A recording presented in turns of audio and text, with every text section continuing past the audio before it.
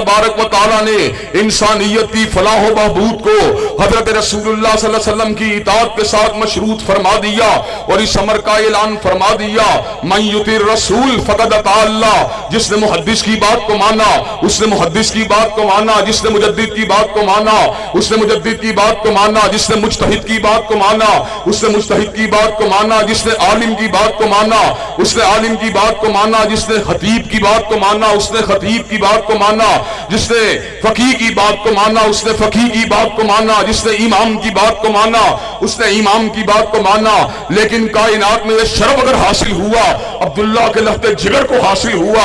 आमिना के नूरे नजर को हासिल हुआ, हजरत रसूलुल्लाह को हासिल हुआ, हजरत हबीबुल्लाह को हासिल हुआ, मन युतिर रसूल फक़द अता अल्लाह। जिसने आपकी बात को माना है उसने फकत आपकी बात को नहीं माना बल्कि परवरदिगार आलम की बात को माना है।